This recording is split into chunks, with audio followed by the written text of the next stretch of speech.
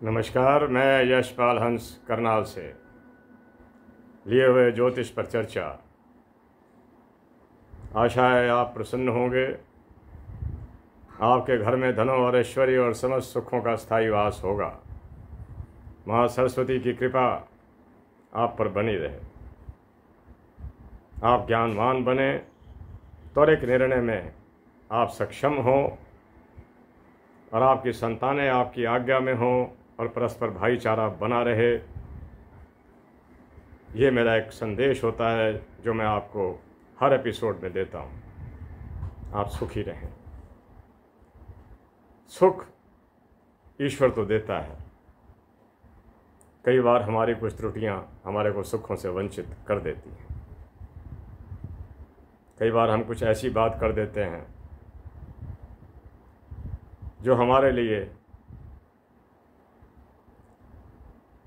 अरिष्ट पैदा करती है, और इसका सारा वर्णन हमारी कुंडलियों में आ रहा होता है। पता चल रहा होता है कि ये व्यक्ति किस प्रकार का स्वभाव रखता होगा, इस व्यक्ति की क्या जीवन में दुर्बलताएं रही होंगी, क्या इसके अंदर विशेषताएं रही होंगी, ये सब पता चल रहा होता है। कुंडली को पढ़ने वाला होना चाहिए, समझने वाला होना चाहिए। कुंडलियां बोलती हैं, उनकी आवाज़ को समझने वाला होना चाहिए। मेरे प्यारे बंधुओं,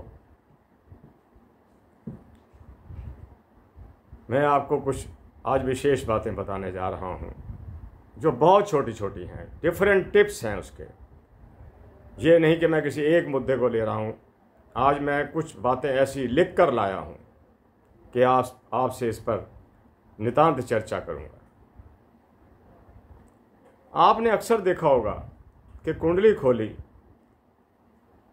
और हमने देखा कि 5 ग्रह इकट्ठे एक ही कॉलम में बैठे हुए हैं। कईयों की कुंडली हम देखते हैं। देखिए, मैं बताता हूँ, हमेशा आपको बताता हूँ कि 9 ग्रह हैं, जिसमें 2 छाया ग्रह हैं, राहु और केतु। ये महत्वपूर्ण हैं, बहुत महत्वपूर्ण है। उस पर भी मैं आज चर्चा करूँगा। लेकिन इनके अंदर वो क्षमता नहीं है जो बाकी 7 ग्रहों के अंदर है। अगर किसी व्यक्ति की, ये बात मैं आप विशेष रूप से आपसे करने आया हूं, अगर किसी की कुंडली के अंदर 7 ग्रह जो हैं, बाकी जो 7 ग्रह हैं, अगर वो कहीं 5, 6 या 7 कॉलम में बैठ जाएं, यानी कि एक कॉलम में एक ग्रह बैठे, लगन में एक, दूसरे में 2, 12वें में एक, 10वें में एक, इस तरह करके एक एक ग्रह बैठे, कुंडली की शक्ति बहुत बढ़ जाती है। ये मेरी बात को आप पूर्णतया नोट कर लेना। जिस व्यक्ति की कुंडली के अंदर एक एक ग्रह बैठा होगा, वो उस कॉलम में पूर्ण शक्ति लेकर बैठेगा। अगर 3-3, 4-4 ग्रह इकट्ठे हो जाते हैं और साथ में कहीं सूर्य बैठ जाए तो कई ग्रहों को वो अस्त कर देता है। कई ग्रह वास्तव में वक्री चल भी रहे होते हैं। अगर पंचांग को देखें तो वक्री चल रहे होते हैं। तो मेरी ये बात भी याद रखना, जो लोग ज्योतिष पढ़ने की कोशिश कर रहे हैं, अगर उनको कोई ऐसी कुंडली मिले जिसके अंदर एक एक घर के अंदर, एक एक कॉलम के अंदर 7 ग्रह बैठे हों, उस कुंडली को ज़्यादा महत्व देना, वो अधिक शक्तिशाली होगी। मेरे प्यारे बंधुओं, अगर हमने किसी का राजयोग, कोई ज़रूरी नहीं कि वो व्यक्ति राजनीति में ही जाएगा।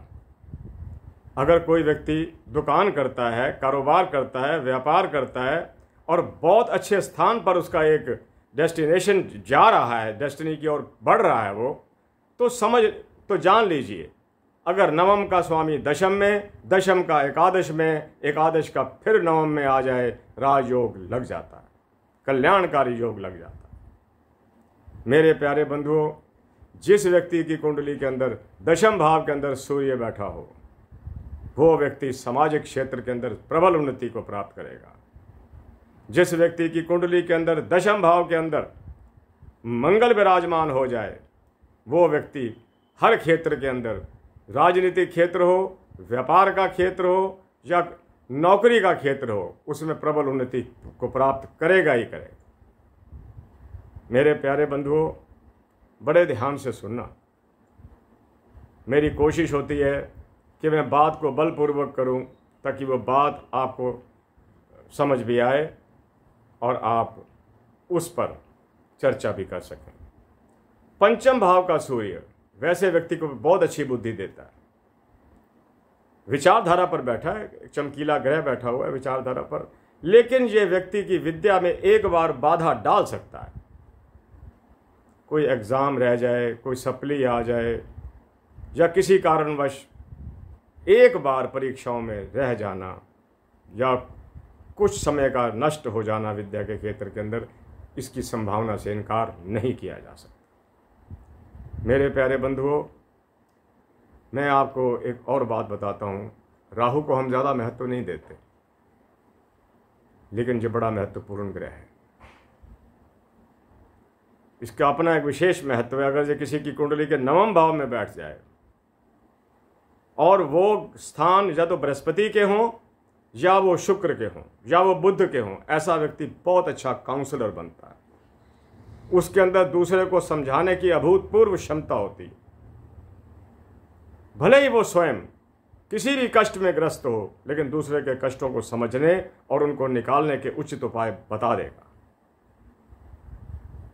और सुनिए, राहु और केतु ऐसे ग्रह हैं जिसके घर में बैठेंगे उसी के जैसे हो जाएंगे। अगर राहु बृहस्पति के घर में है तो बृहस्पति के गुण धारण करेगा। अगर केतु शुक्र के घर में बैठा है तो शुक्र के घर के स्वभाव को धारण करेगा। और अगर केतु के साथ मंगल बैठ जाए तो मंगल की प्रबलता, केतु का स्वभाव मैं बताता होता हूँ। केतु जिस ग्रह के साथ बैठेगा उसकी उसी स्थिति को, चाहे वो अच्छी हो या बुरी, उसको बढ़ा देगा। राहु जिसके साथ बैठेगा, अगर वो शुक्र के साथ बैठा है तो शुक्र वाला प्रभाव, बृहस्पति के साथ बैठा है तो बृहस्पति वाला प्रभाव। हो सकता है कि ये अच्छे ना हो, बुरे हों। जैसे बृहस्पति के साथ राहु का बैठने से हम उसको अच्छा योग, चंडाल रूप के रूप में लेते हैं, अच्छा योग नहीं लेते। शुक्र के साथ राहु के बैठने को भी हम ये कहते हैं कि ऐसा व्यक्ति आमोद प्रमोद और भोग आदि के अंदर ज़्यादा लिप्त हो जाता है। मेरे प्यारे बंधुओं, केतु जिसके साथ बैठेगा, केतु अगर तीसरे भाव में बैठे, ये व्यक्ति को पुरुषार्थी बनाता है। नवम भाव में हो तो ऐसा व्यक्ति आचरण के अनुसार ठीक होता है। ऐसा शास्त्रों का मत है।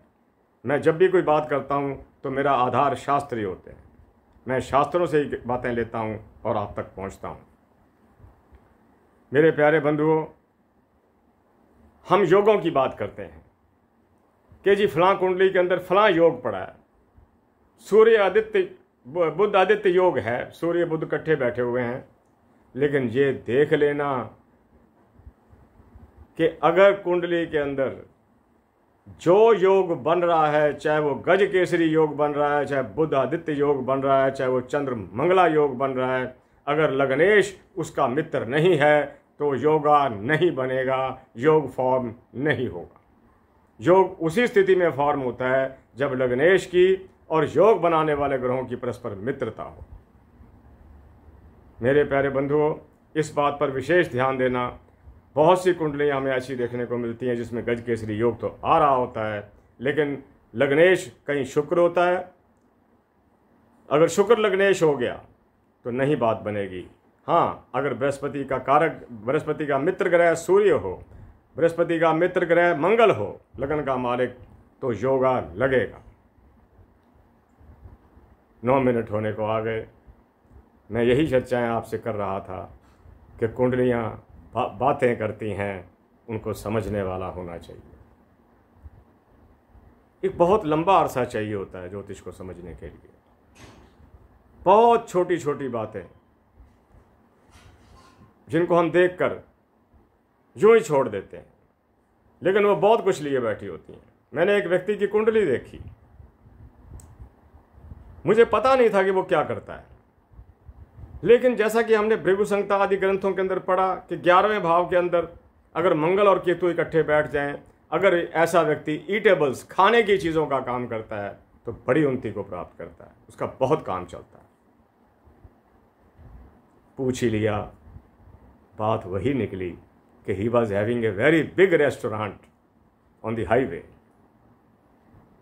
मुझे बड़ी प्रसन्नता हुई कि हमारे ग्रंथ कितने सत्य से परिपूर्ण हैं, कितनी ठीक बातें करते हैं कि 11वें घर के अंदर मंगल केतु इकट्ठा हैं, परस्पर डिग्रियां भी ठीक चल रही हैं, इसमें कोई ग्रह वक्री या मार्गी नहीं है, वक्री या अस्त नहीं है, तो ऐसा व्यक्ति अगर ईटेबल्स का काम करता है सफलता को प्राप्त करता है। मेरे प्यारे बंधुओं, इसी चर्चा के साथ मैं आज की वार्ता को समाप्त करता हूँ। और अगर मेरे माता सरस्वती ने चाहा, जो कि सदा मेरे मन मस्तिष्क पर रहती हैं, जो मुझे बोलने पर मुझे कुछ शब्दों का चयन करके देती हैं, जो मेरा व्याकरण भी है, मेरी बुद्धि भी है, प्रणाम करता हूँ उस माते को। और उससे मैं निवेदन करता हूँ कि जो लोग मेरे दर्शक हैं, हे माते, इनको ज्ञान की वर्षा कर इनके ऊपर। जिसके पर ज्ञान की वर्षा हो गई, उस पर धन की वर्षा तो स्वयं में हो जाएगी। मेरे प्यारे बंधुओं, मैं कल फिर मिलता हूँ आपको किसी नई चर्चा के साथ। आज मैंने जो बातें आपसे कही, ये ग्रंथों में वर्णित है। हम अपनी ओर से कोई बात करने में सक्षम ही नहीं है। हमने भी जो कुछ जान पाए, इन्हीं ग्रंथों से जान पाए।